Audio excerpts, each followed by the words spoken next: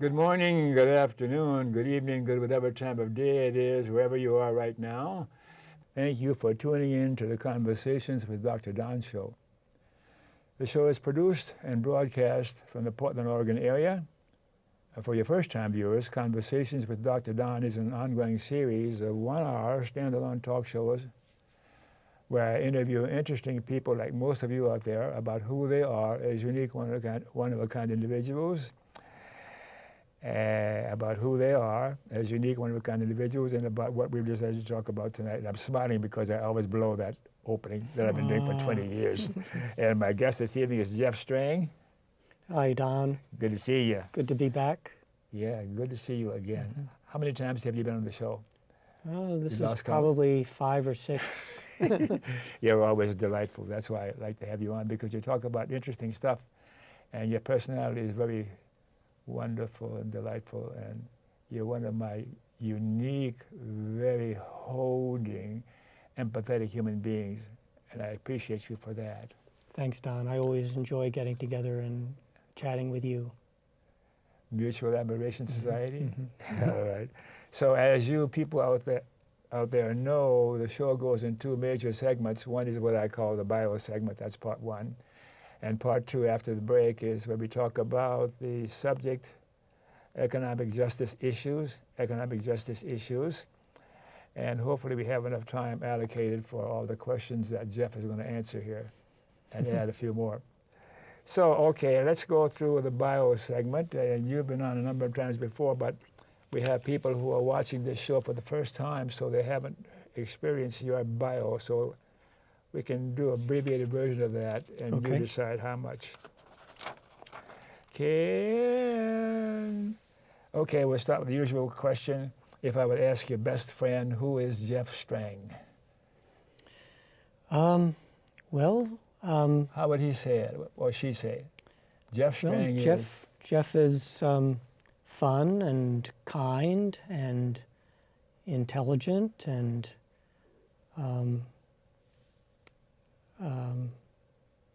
supports his family. And what else? He likes gardening, producing food, and cooking. And so he's always coming up with fun and interesting foods, and likes foods from different parts of the world, and likes music from different parts of the world. Has he told you this in person before? Oh, yes. Okay. So when and where were you born, Jeff?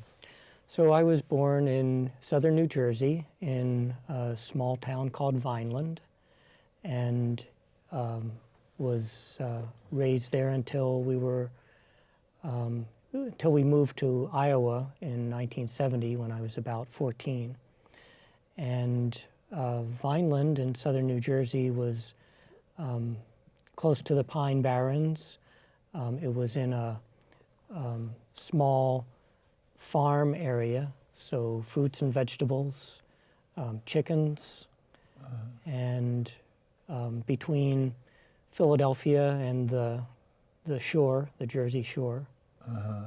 So what's a pine barren?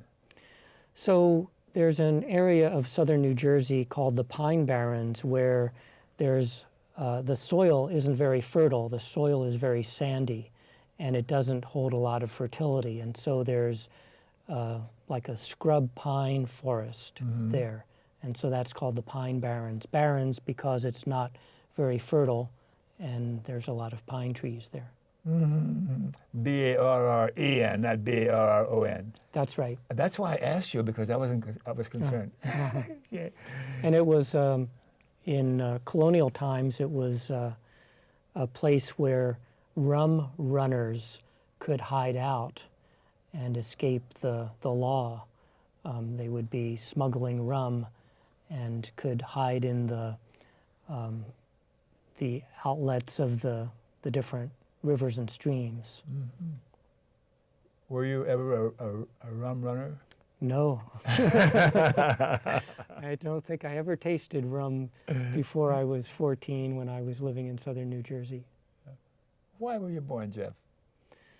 Well, my parents got together and That was in the mid-50s, and my father had been in the Navy and did some different jobs in the Midwest and the East, and ended up being a sports writer for the local newspaper, and then became a stockbroker. And my mother studied teaching, so she did some elementary school teaching, but found the kids were too unruly for that, and so she quit teaching. And the two of them got together, and I was their firstborn, and they had two more. Two more? Mm-hmm. Where are the two more today? Well, my younger brother is in the Washington, D.C. area. He's Mm-hmm. retired. And my sister is in Cedar Rapids, Iowa, where we moved when I was about 14. Mm-hmm. Okay. And my mother still lives there in Cedar Rapids, Iowa, as well. And so she's been there since 1970. So 50 years my mother's been in Iowa, and my sister too. How often do you see her? I see my mother every year or two. I'm That's planning wonderful. to go out in June for her 90th birthday. Oh my gosh. Yeah. Does she still love you? Still loves us, yeah. Yeah, we're a pretty good family with good relationships. Uh-huh. Strang, what does that come from? Germany? I don't know, it's in the mists of ancestry, ancient ancestry.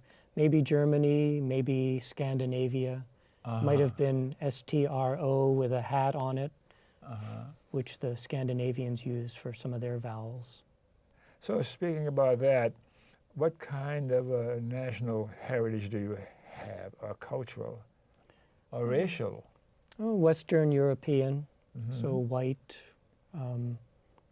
Western European. And it's a mixture, English and probably some Scottish and Scandinavian, but that's all lost in the mists of time. You don't have any black heritage?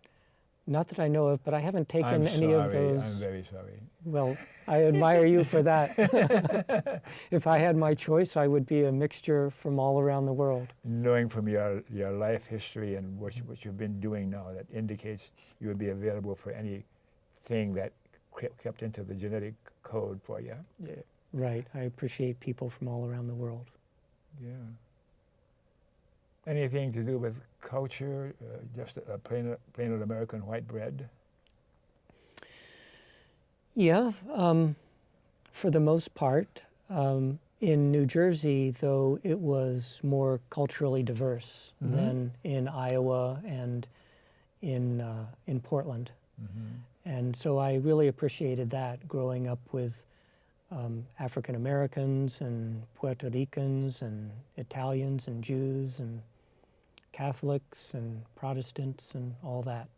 So I appreciate being comfortable with that from an early age. How about the Trump clan? Are you part of that culture? No, that's pretty far removed from me. You laugh so easily. It's always a pleasure to be with you. How about your religious preference? Well, I was raised in the Protestant churches, Presbyterian and Baptist, but the religion never stuck with me. It always sort of bounced off, and I was made to go to church until I graduated from high school, and made to go to Sunday school until I got into high school, but I never really found any pleasure in it. I picked up science when I was in elementary school, and I think it inoculated me against religion. Heavens. I had a book in grade school I would carry around with me called Facts and Figures. It was just a great thick book of dinosaurs and planets and elements and all sorts of things. And that was sort of like my Bible.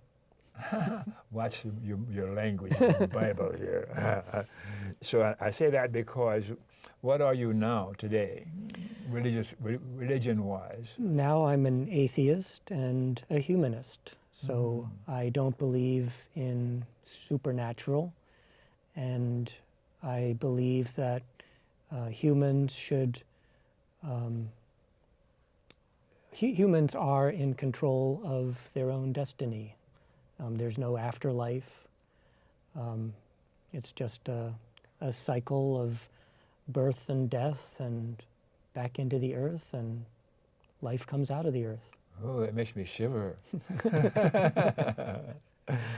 Whenever I say to someone what I am, instead of saying atheist, I say atheist, because it's a pejorative in American culture and linguistics, yeah. So I prefer labeling myself as an atheist. Of course, I'm a humanist too. Well, I also can call myself a free thinker, a naturalist. All of the above, huh? Yeah. When I was in a what they call an affinity group at the city of Portland, when I was working there, I had a group that I called Fashion, F-A-A-S-H-N. So it was free thinkers, atheists, agnostics, secular humanists, and naturalists. And from time to time, we would put on fashion shows. So talk to fellow city employees about where we came from, or where our beliefs and understanding come from. Did you have a number of members of this group? Oh yeah, there were probably 10 to 15, I'd say. And does some of their thinking rub off on you?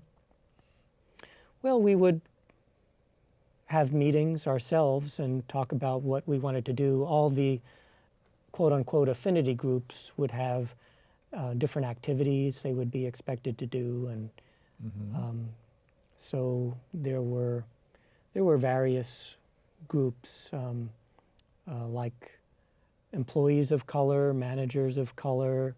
I think there was an Asian group, and so on. So that was part of your education outside of formal education?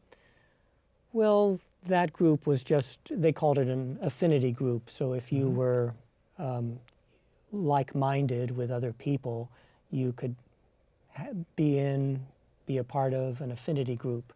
But it didn't really, well, besides educating other people about what we were about, it didn't really have any formal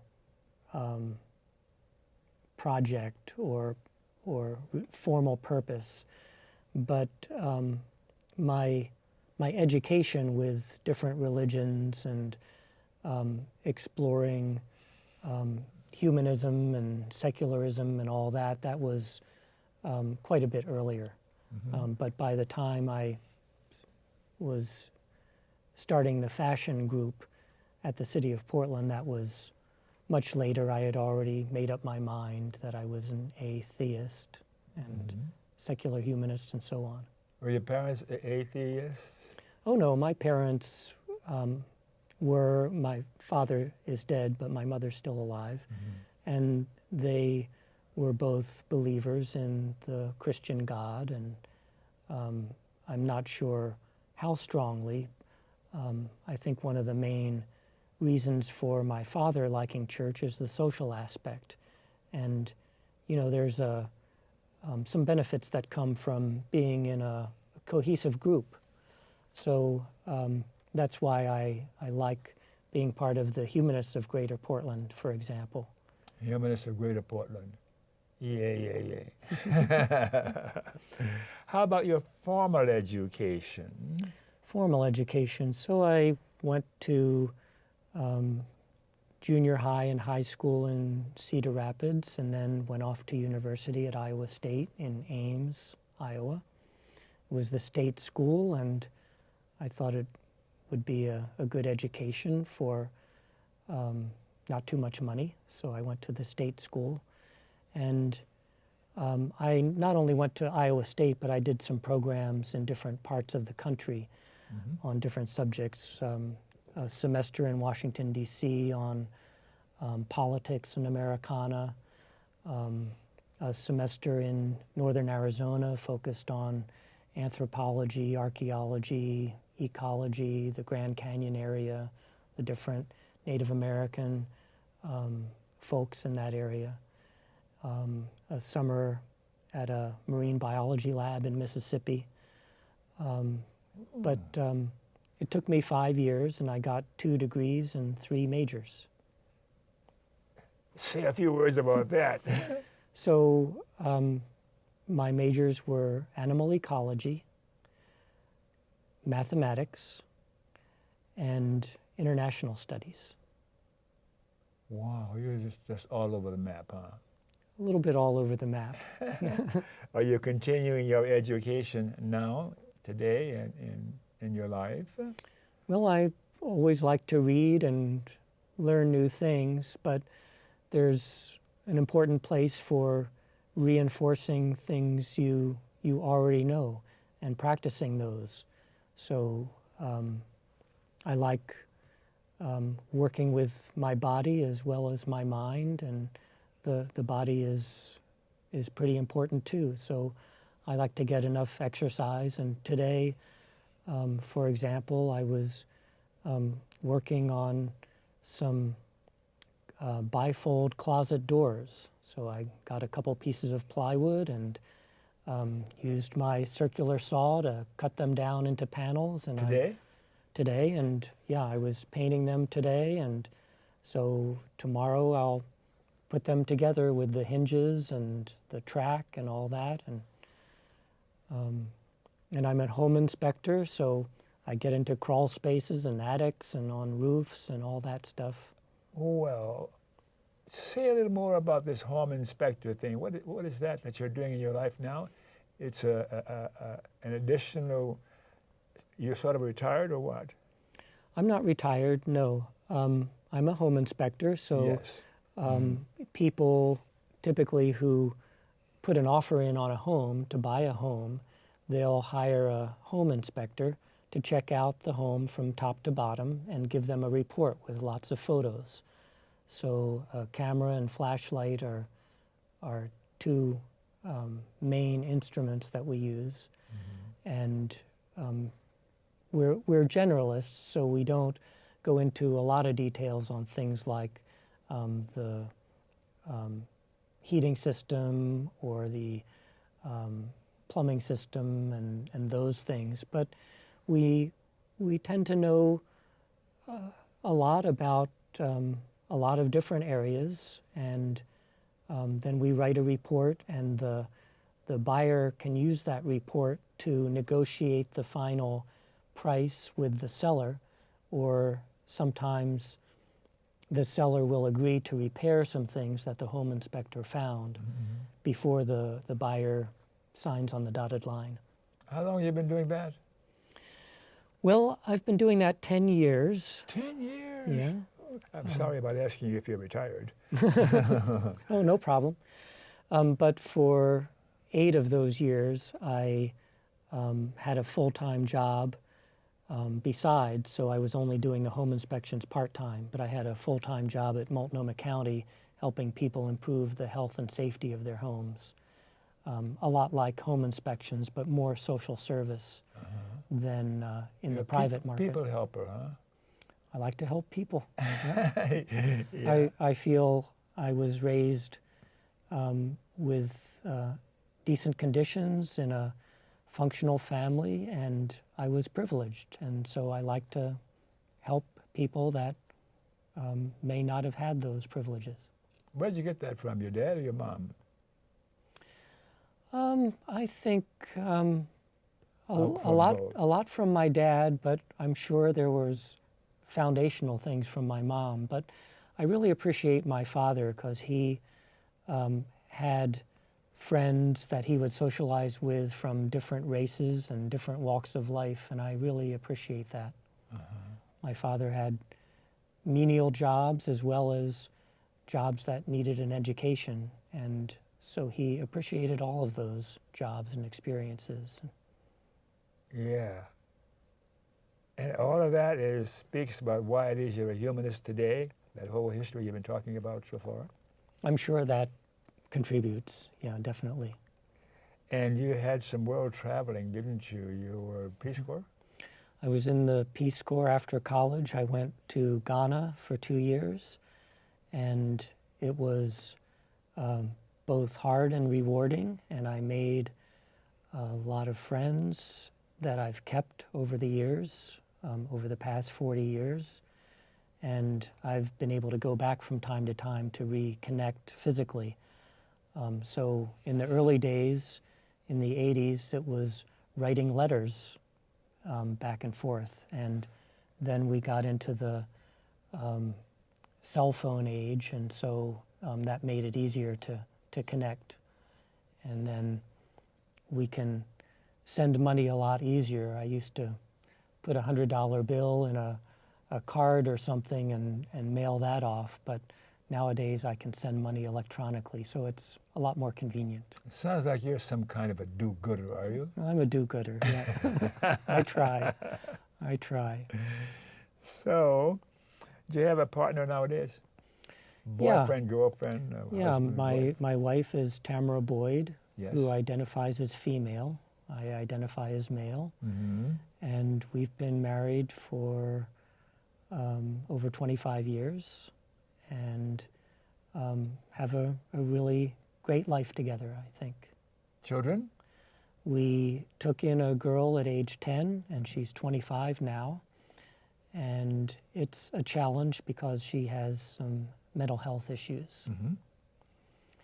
And so Tamara and I are going to a National Alliance for Mental Health class called Family to Family, where you get together with people who have family members who have mental illness, and we talk about how we might approach things a bit better and get a better understanding of mental illness. And that's ongoing? That's a quarterly class, so I think it's 3 months that we're in. I think this class ends the end of March. Are you learning anything there? Oh yeah. There's all kinds of mental illness, and everybody's an individual, so every person with mental illness is different. And so it's good not just for how we might help our daughter, but also how we might relate to other people with mental illness. Mm-hmm. So I really appreciate the class. What's your EQ level?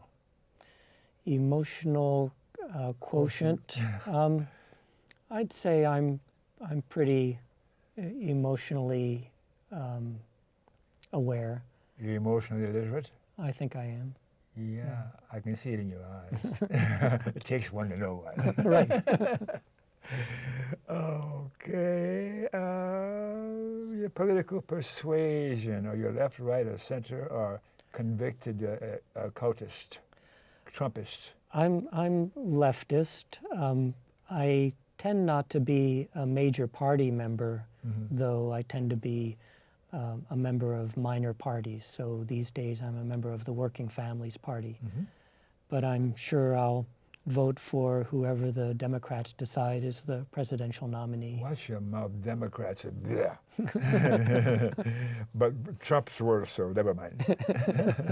Talking about Trump, I've been wanting to get this in here, the coronavirus, because there's been a lot of bits in the news about Trump's behavior in looking at what he's doing personally in response to the coronavirus and its ramifications and what should be done.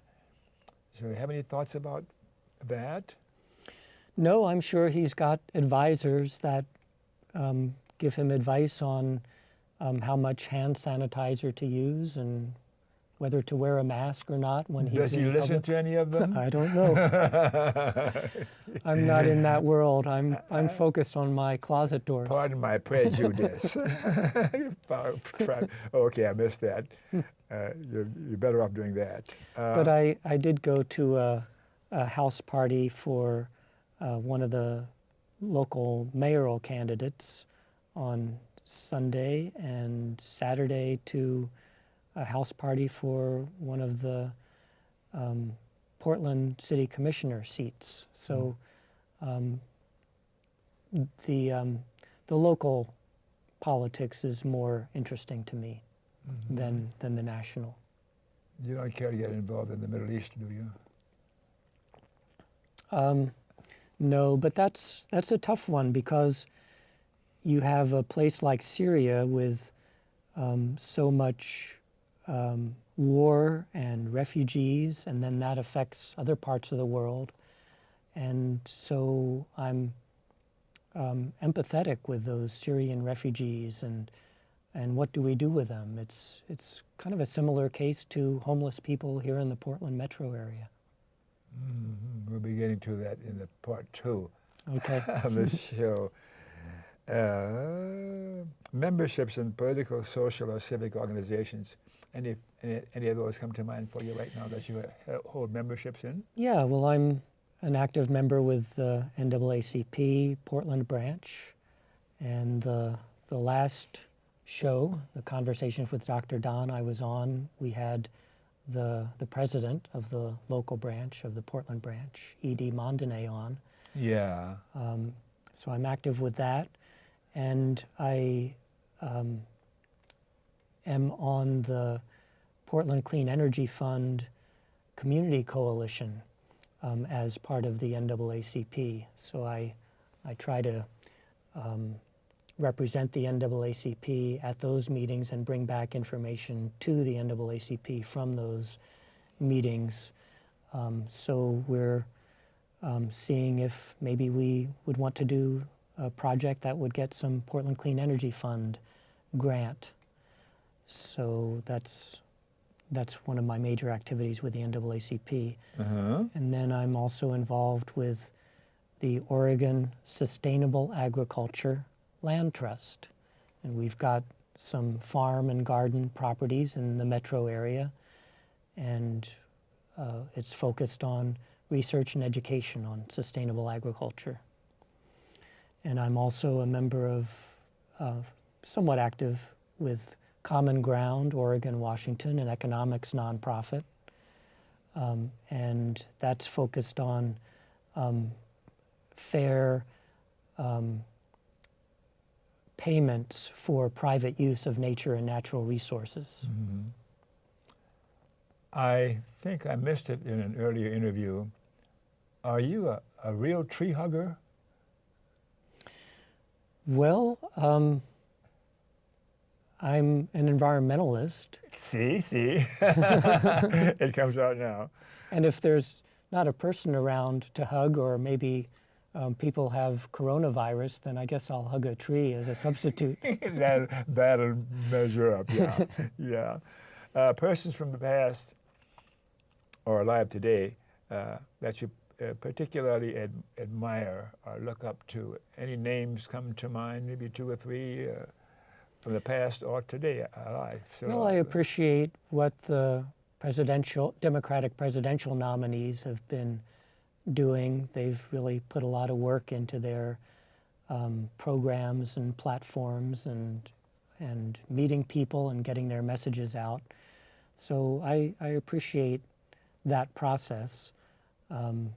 Bernie Sanders and Joe Biden, I appreciate all the hard work they've put in. And I think that that slant on what we should be doing as a nation is where we should be going, not the Republican line of supporting business at all costs and more of a dog-eat-dog world. I think poor people should be supported more, and there should be a lot less inequality in people's wherewithal, financial wherewithal. So you think of any names who have the same sort of take or view of what you just mentioned, like a Gandhi or King or JFK? Yeah, Gandhi, or King. Trump? Never mind. I keep poking you with the Trump. Yeah, Gandhi and King were definitely along those lines. And I appreciate a more progressive side of the Democratic Party, like Bernie Sanders.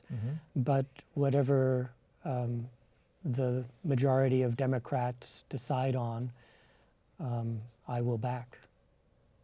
Okay. So let's take a break now because they're going to yell at me from the control room here. Okay.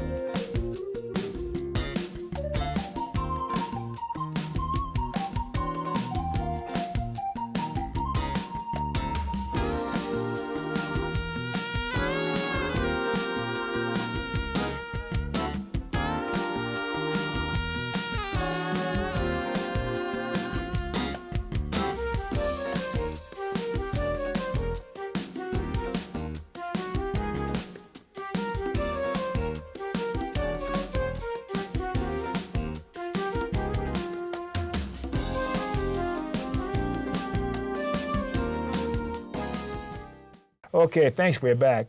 Thanks for staying tuned. And for your viewers who missed the opening of the show, Conversations with Dr. Don is an ongoing series of 1-hour standalone talk shows where I interview interesting people like Jeff Strang here, who is a unique, one-of-a-kind individual, he really is, and about what we decided to talk about tonight, economic justice issues. Economic justice issues, yeah, that's pretty important. So let's start with some questions that we both agreed on would be good to ask you. What is economic justice, Jeff? Well, I think of justice as fairness, and what I think is fair is for there to be less distance between the people with high wealth and the people with low wealth. And one example I have is I might with, and I'm 63 now, so I've had a fair amount of work life. So I've probably got $400,000 in wealth at this point with different accounts and our house and all that sort of thing. So the wealth of Donald Trump that I've heard is $4 billion. So that's 10,000 times my wealth. So $10,000 to him is like $1 to me. So I might give $1 to a homeless person who might have $40 to their name, and that's basically like $1 to $10,000 of mine. And Are you against free enterprise? No, well, we can get to that. I know. But I could give $1 to a homeless person, and do you see President Trump giving $10,000 to homeless people? But that's kind of an idea of the difference between wealthy people and really destitute people. So a homeless person with $40 to their name, I have 10,000 times the wealth. Somebody who's a billionaire would have 10,000 times my wealth. Wouldn't it be better if we even things out? Why don't we do that? Why don't we do that? Yeah. But we can still have free enterprise. We just have to tax the rich and give to the poor and monitor the poor too, because as we know, it's not enough just to give a destitute person some money, but you often need services to help them get ahead and get their feet on the ground. I have what I call a formula of human life, and I've talked about this before on your show. A formula of human life. Formula of human life. So human life is what you are given, who you know, what you do, and any accidents, good or bad. Mm-hmm. And for each of us, being born was an accident. And it's the first thing we're given. So we are all given different things in this life. From when we're born through childhood, we're given different resources, different places where we're born into and grow up in, different family around us, and some things we just can't choose, especially in childhood. We can't choose what happens to us. As we get older, we can choose more, we can learn more, we can understand more, and work on more what we know and what we do. We understand what we do has particular repercussions. So with different people's backgrounds and the conditions they were born into, some are born with a silver spoon in their mouths, and others were born with dirt in their mouths. And hey, let's balance that out more evenly, because we don't all need to be pampered all day long and just have billions of dollars not helping other people in the world. How are we going to do that collectively? Well, it's through the getting together politically and doing the best, making the best system we can with the best people we can, and we've all got to work on it together. It takes a world to support a village. Yeah, I knew that was coming. I just knew it. Yeah. So I have a series of questions, but we're going to have to race through a lot of them, because in the first two groupings, I want to read those off so we can spend a certain amount of time on each one. What do you see as the main economic justice issues locally, statewide, nationally, and internationally? And you probably need an R for each one of those. But locally, the gap between rich and poor, you talked about that a little bit now. And statewide, extraction economy, gap between rich and poor. And nationally, extraction economy, the same thing. Internationally, the same thing, except internationally, climate change, war, extraction economy, and the gap between rich and poor. And what are the issues the First Unitarian Church of Portland's Economic Justice Action Group is interested in these days? Portland, Oregon's Economic Justice Action Group. Yeah. So I normally go to the Humanist of Greater Portland meetings, but once a month I go to the Unitarians Economic Justice Action Group meetings. So in Portland. In Portland. So just like I say as a member of the Working Families Party, I caucus with the Democrats. In the Economic Justice Action Group, I caucus with the Unitarians. Because the Unitarians are concerned also about the human condition, and I'd call them humanists as well as me. They have a strong social justice part of their teachings and their mission, and economic justice is part of that. So fair economic system, and so some of the issues we talk about in that group are campaign finance reform, public banking, poverty and homelessness, the gap between the rich and the poor. For example, they hosted Les Leopold, the author of Runaway Inequality. Runaway Inequality. Last November, yeah. And healthcare for all, we're interested in, universal preschool, and farm worker support. Sounds like a bunch of communists. Pardon, socialists. Yeah. Yeah, that's right. And that's kind of a summary of economic issues. And now we're talking about the British author Kate Raworth. How do you pronounce it? Raworth. Kate Raworth. And here is her book that you got me a copy of. And it's quite complicated in one sense, but in another sense, with your IQ, it was easy for you to read, absorb. But it was very interesting. As I got into it, I tended to appreciate what she's talking about. She's talking about Doughnut Economics, and that's a new approach to economics for America compared to the last century's standard economics. And she goes into some detail in this book about the difference between the two. And we'll talk about that a little more, okay? Okay.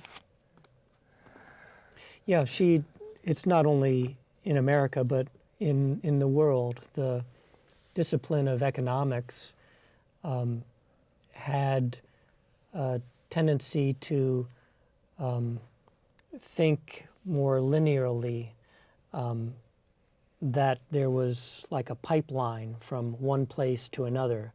So it was a pipeline from extraction of resources to processing the resources to consumption of the resources to disposal as trash. And then we would dispose of things and it would be out of sight, out of mind. And so that was 20th century and before economics. Mm-hmm.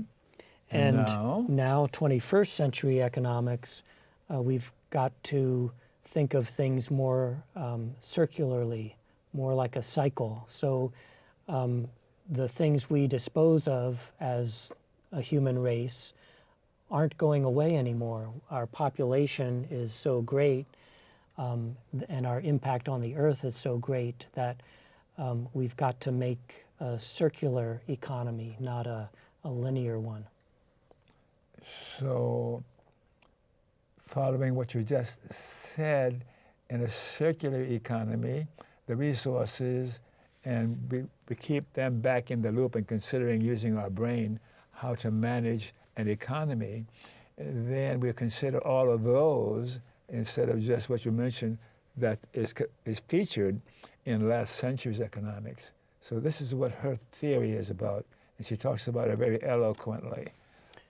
Yeah, and an example is the plastic bank. Mm-hmm. So something like 80% of the trash in the oceans is produced by people in very poor countries because they just don't have the resources to dispose of waste in landfills, and it just gets piled up during the dry season and flows into the oceans during the rainy times. And so That's pretty dramatic. One social entrepreneur has started a plastic bank. So for example, people in Haiti can bring plastic in and recycle it and get money for the plastic they bring in, so it's kept out of the environment, and it's processed to be reused to make other plastic containers. Are we following our own environment as humans? Oh yeah. Our numbers have gotten so much. We're a long way from the hunter-gatherer times when you would have small bands that would migrate around following the game and the food and interact with each other just sporadically. Now we live in big populous cities and have 7 billion plus people. Yeah. Why is 20th century economics obsolete? I think we touched on it a few moments ago. Are they obsolete? Oh yeah, obsolete for where we are in our situation. Kate Raworth talks about the hole in the donut being a place where our social safety net is not intact. So people drop through this hole into places where they can't sustain themselves. They're too poor to afford a lot of their basic human needs. And so we need a social safety net to keep people from dropping into that space. And then on the outer side of the donut, we've got limits to what the earth can process of what humans put into the earth. Carbon dioxide is one example, and global warming gases. It's causing the earth to become uninhabitable for not just humans, but a lot of different life forms. I wish we had some graphics of some of her diagrams for what you're talking about. It's easier to appreciate because it requires some graphic going through the visual process and the brain to incorporate what you're talking about in a linguistic fashion. So that's why you guys have got to get Doughnut Economics if you want to understand more about what Jeff is talking about. Don, I thought you were going to bring the donuts. I ate them, and I'm always hungry.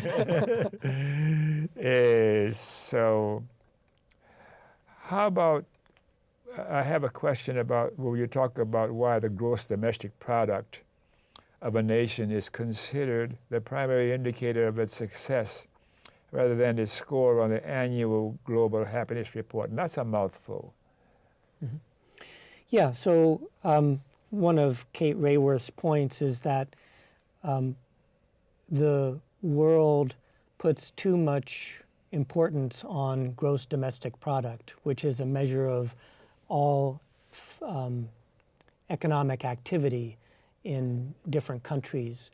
And that could be both production that's worthwhile, or it could be work that's not very worthwhile, like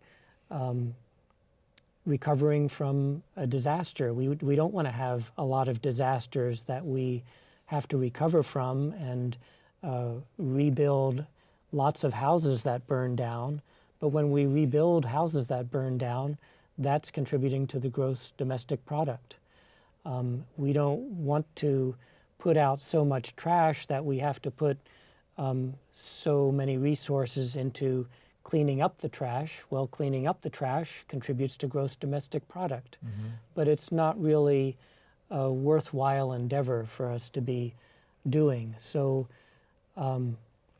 rather than putting our stock into gross domestic product and growth at all costs, that growth is a value that we want to see.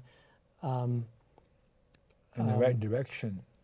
Well, economic or financial growth may not be what we want to see. Maybe financial growth has to be curtailed or shrunk. Economic justice you're talking about? Well, growth, because there is such a value that people in politics, for example, have in growth, and we're seeing that these days. That there's so much value put into growth. Oh, it can't be 1%. It's got to be 3% a year, and maybe we need more of a circular, cyclical, sustaining economy than one that grows, especially one that grows out of bounds that the earth can handle. So if we incorporate Raworth's ideas, then we will be more successful, and we would evaluate the success of a system in terms of something other than the dollar value or the gross domestic product. That's an artificial concept. It's not quite appreciated in terms of economic justice for all human beings. Yeah, we need to have a different value system than gross domestic product and growth at all costs. Yeah. Oh. And one thing that Yes, please.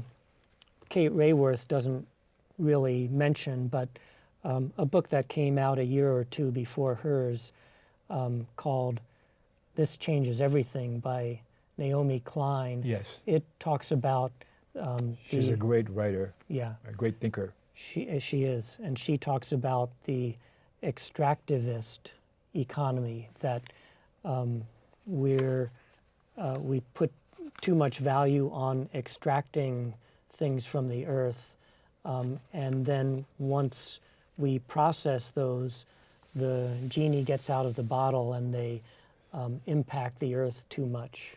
Yeah. Yeah. You say she's an agnostic about economic growth. What does that mean?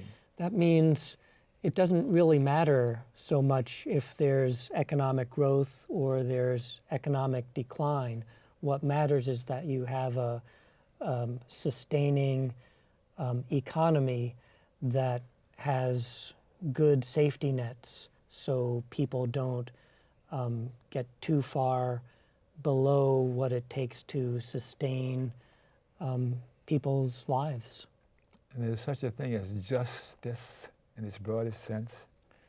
Yeah, and I think that's what it's about, that economic justice is about having good social safety nets, good economic safety nets for people so that they don't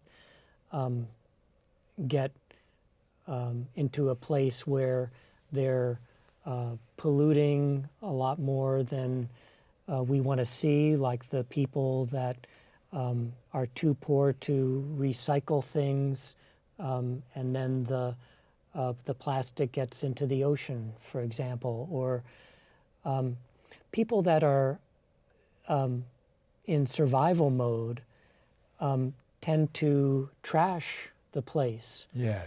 If you're focused on just survival, then you tend to do what it takes to survive, and you're not really concerned so much about things outside your skin. But if you have more supports, more economic and social supports, then you can properly dispose of your trash and take care of your surroundings and help other people, help your kids better, and then the kids can grow up in better shape.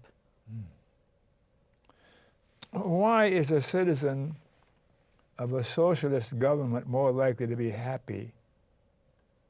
Why is it because of capitalism